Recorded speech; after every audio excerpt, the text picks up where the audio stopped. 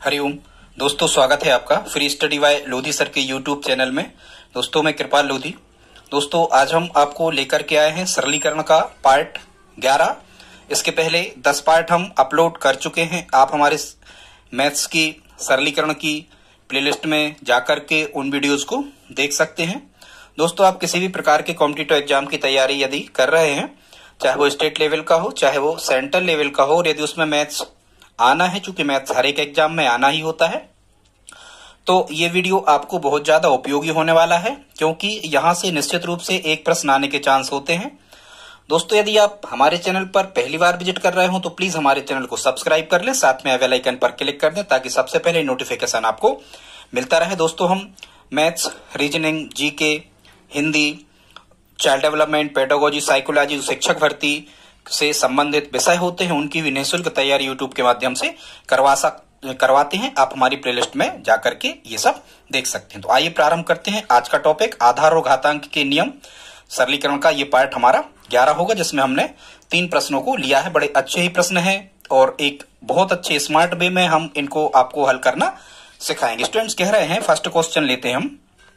कह रहे हैं यदि a बराबर b पे 2x की घात और फिर कामा है, यहाँ b बराबर कह रहे हैं c पे 2y की घात और c बराबर कह रहे हैं a पे 2z की घात, तो आगे कह रहे हैं तो x गुणा y गुणा z की वैल्यू क्या होगी। मतलब यहाँ गुणा होता ही है, कई बार एग्जामिनर यहाँ गुणा लगा देता है, कई बार नहीं लगाता, केवल x y z लिख देता है कि x y z की वैल्यू क्या होगी। स्टूडेंट्स इस प्रकार के क्वेश्चन की आप सीरीज देख सकते हो। यहाँ पर सीरीज क्या कहती है कि जो बाद वाला आधार होता है वो सतत चलता है। मतलब बाद वाला जो आधार होता है वो b जैसे आधार था तो यहाँ फिर से b आ गया, c यहाँ आधार था तो फिर से c आ गया, तो ये सतत आधार वाले क्वेश्चंस कहलाते हैं आधार घातांक के नियमों में।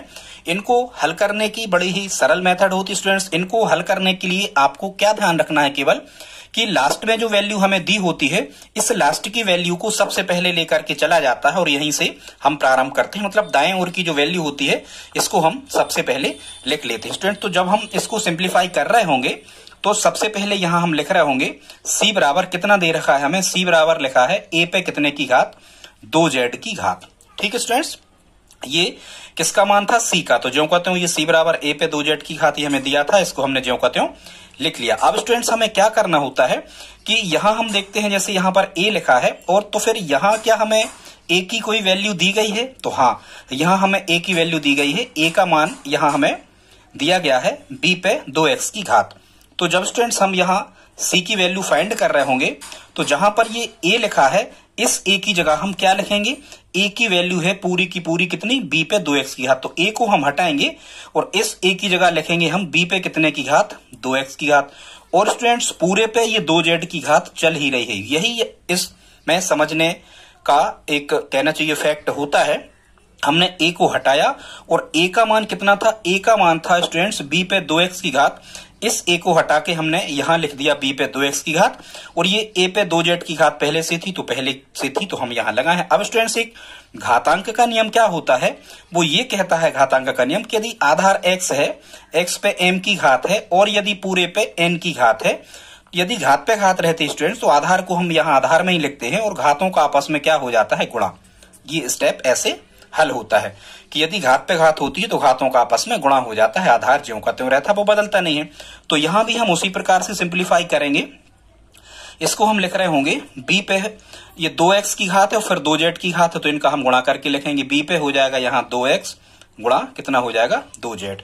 जब हम इसे सिंप्लीफाई कर रहे होंगे तो ये हो जाएगा स्टूडेंट्स b पे कितने की घात, चाहो तो एक बार अभी गुणा कर लो, 2 दूनी कितने हो गए, 4 हो गए, और x का z में गुणा हुआ तो 4 यहां मिल गए, और x का z में गुणा हुआ तो 4xz। अब हमें यहां तो c के बराबर ही चलाना है, ये लास्ट तक आप नहीं बदलना। लास्ट में जो हमने दाएं तरफ से लिखा था वो ज्यों कहते हो आप चलाएं। अब यहां देखो b की वैल्यू हमें रखना है, क्योंकि स्टूडेंट्स लास्ट में यहां जैसे आधार c आ गया तो हमें लास्ट में भी c ही चाहिए होता है। ठीक है, आधार से आधार काटेंगे, घातों को बराबर लिख देते हैं। इस नियम के तहत इन प्रश्नों को हम हल करते हैं। तो अब हम देख रहे हैं स्टूडेंट्स b का मान, यहां देखो आप जो क्वेश्चन में आपको दिया था b की वैल्यू कह रहे हैं कि b का मान जो है ये है c पे 2y की घात। तो इस b को हम हटाते हैं स्टूडेंट्स और इस b की जगह पे b की वैल्यू c पे 2y की घात यहां पर रख देते हैं, b की जगह पे b हटा देंगे। तो ठीक है, रखते हैं b की जगह पे c पे 2y की घात। तो इस b की जगह पे हम लिखेंगे कितना, c पे कितने की घात, 2y की घात। ये b का मान है, ये हमने रख दिया। और इसके बाद में हम चूंकि दो घातें लगातार नहीं लगाते तो कोष्टक लगा दिया, और ये b पे 4xz ये चला ही रहे थे, तो यहाँ 4xz ये हम फिर से चलाएंगे। अब यहाँ फिर वही नियम लागू होगा, घातों पे घात है तो घातों का आपस में गुणा होगा। तो यहाँ हमें मिल रहा होगा c पे, और यहाँ c जो कहते हो, जब इस 2y का हम गुणा करेंगे कितने में, 4xz में, चाहो तो एक बार गुणा लगा के स्टेप और बढ़ा लो, तो ये मिलेगा 4 दूनी, यहाँ मिल जाएगा हमें कितना, 8। और सीक्वेंस में लिखें तो x का, y का और z का जो गुणा हो रहा होगा वो होगा xy z। ठीक है, घातांक के रूप में आएंगे। अब जैसा कि हमने शुरुआत में आपको स्टूडेंट्स बताया था, यहाँ c पे कुछ नहीं है तो कितने की घात है, 1 की घात है। हमने शुरू में बताया था स्टूडेंट्स, यदि बराबर लगा है बीच में, तो यदि दोनों पक्षों के आधार समान है तो आधार से आधार आप काट दिया करें, c से c कैंसिल आउट हो गए। यहाँ केवल बचा 1 बराबर बचा 8xy और z, या हम इसी को लिख सकते हैं स्टूडेंट्स 8xy z बराबर 1। इसलिए जब हम यहाँ से एक्स वाई जेड की वैल्यू फाइंड कर रहे हो तो एक ज्यों का त्यों रहेगा, और जो ये गुणांक में थे ये आ जाते हैं बटे में, भाग में। तो स्टूडेंट्स यही हमें फाइंड करना था कि एक्स गुणा वाई गुणा जेड का मान, या एक्स वाई जेड का मान कितना होगा। तो इसका आंसर कितना आ रहा होगा, इसका आंसर आ रहा होगा 1/8। ठीक है स्टूडेंट्स, तो ये हमने फर्स्ट क्वेश्चन को हल किया। अब आइए हम देखते हैं सेकंड क्वेश्चन को। इसी टाइप के हमने 3 प्रश्नों को लिया है। दोस्तों यदि यहां तक आपने हमारा वीडियो देखा है तो प्लीज लाइक तो आप करते ही जाएं, इसमें आपका ज्यादा कुछ लगता नहीं है। अगला क्वेश्चन सेकंड कह रहे हैं स्टूडेंट्स, इसमें कह रहे हैं यदि a पे x की घात बराबर b, कामा b पे y की घात बराबर c तथा c पे z की घात बराबर a हो तो x y z का मान क्या होगा। तो ये भी वही है कि यहाँ b, पहले b पे कोई घात नहीं थी, मतलब सतत है, b से यहाँ खत्म हो रहा, ये b से शुरू हो रहा, c पे ये समाप्त हो रहा, अगला पद c से शुरू हो रहा। तो हम ऐसे प्रश्नों को कहां से हल करते हैं, वही तरीका है, लास्ट से हम इनको हल कर लेते हैं। लास्ट का पद जो है वो हमें सबसे पहले इसमें लिख लेना होता है। तो लास्ट का पद यहाँ पे क्या था स्टूडेंट्स, ये था c पे z की घात बराबर कितना, a।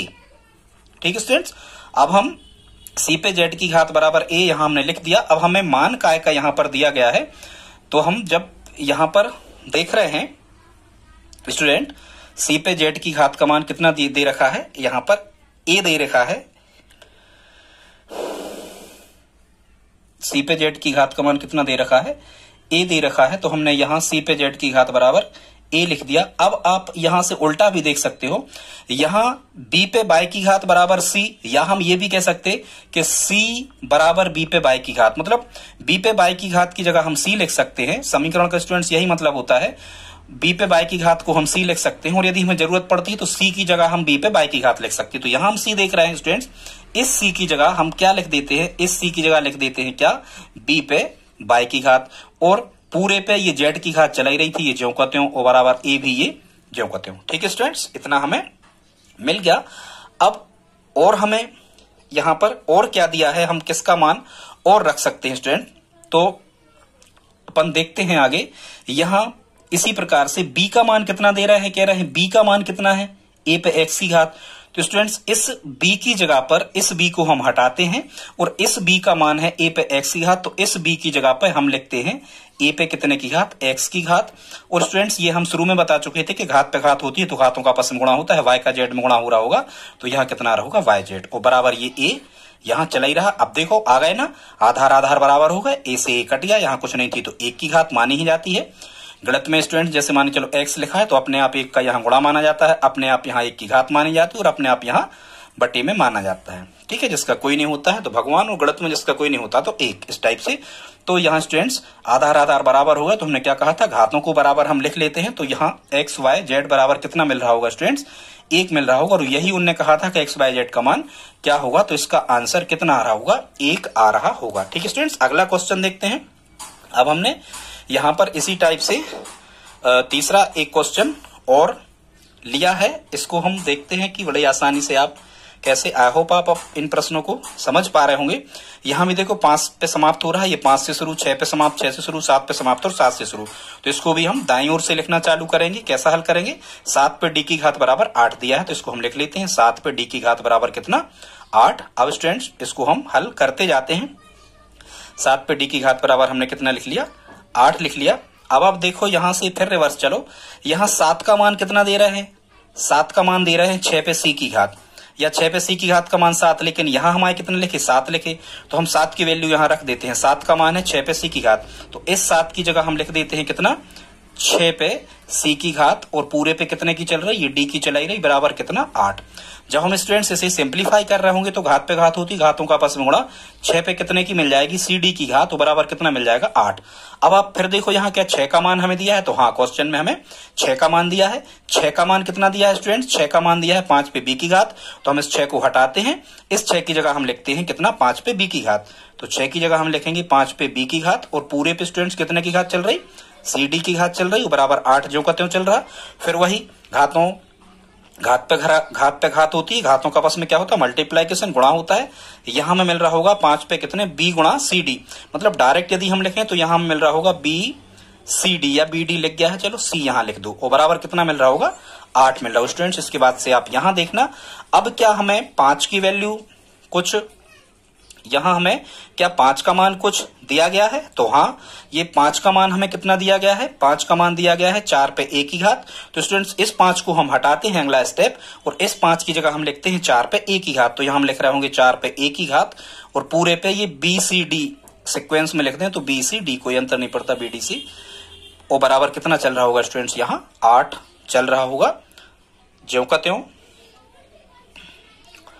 ठीक है स्टूडेंट्स, 5 की जगह हमने कितना लिखा, 5 का मान कितना था, 4 पे a की घात। जब स्टूडेंट्स हम इसे सिंप्लीफाई कर रहे होंगे तो यहां हमारा आंसर मतलब आ रहा होगा, 4 पे घात होती तो घातों का आपस में गुणा होता है, यहां स्टूडेंट्स आ रहा होगा 4 पे a गुणा b गुणा c गुणा d, मतलब डायरेक्ट यदि हम लिखें तो a b c d, बराबर यहां कितना मिल रहा होगा स्टूडेंट्स, तो बराबर यहां मिल रहा होगा कितना, 8। ठीक है, इस टाइप से यहां कितना मिल रहा होगा, 8 मिल रहा होगा स्टूडेंट्स। अब यहां हम और यदि आगे हल करते हैं तो इसको हम ऐसा भी लिख सकते हैं स्टूडेंट्स, 2 पे 2 की घात और फिर a b c d, ऐसा भी हम इसे लिख सकते हैं स्टूडेंट्स। ठीक है, जरा ध्यान से सुनना, क्योंकि यहाँ आधार 4 है और यहाँ आधार 8 है, हमें क्या करना होता है, ऐसे प्रश्नों में आधार बराबर बनाना होता है। अब यहाँ स्टूडेंट्स आधार जो है वो यहाँ पर 4 है, यहाँ 8 है, आ नहीं रहा, 4 आधार यहाँ बन नहीं रहा, क्योंकि 4 के फॉर्मेट में घात लगा के 8 को हम लिख नहीं सकते, तो हम 4 को लिख सकते हैं 2 पे 2 की घात बराबर a b c d। लेकिन हम स्टूडेंट्स यहाँ जो लिखा हुआ है 8, इसको लिख सकते हैं 2 पे कितने की घात, इसको हम जरूर लिख सकते हैं 2 पे 3 की घात, 2 गुणा 2 गुणा 2, 3 बार करना, आप 8 मिल जाएगा। तो यहाँ क्या होगा स्टूडेंट्स, 2 से 2 हो जाएंगे कैंसिल आउट, हमें यहाँ आधार बराबर है तो आधार कट जाएंगे, हमें यहाँ क्या मिलेगा, 2 a b c d बराबर कितना मिलेगा, 3, और हमें मान क्या याद करना था, ABCD, इसी को हम देख के चल रहे थे, ये हमें बचा के रखना है। तो स्टूडेंट्स जब हम यहां से केवल ABCD की वैल्यू फाइंड कर रहे होंगे तो ये 3 ज्यों के त्यों रहेंगे, और 2 जो गुणा में है ये कहाँ आ जाएगा, भाग में।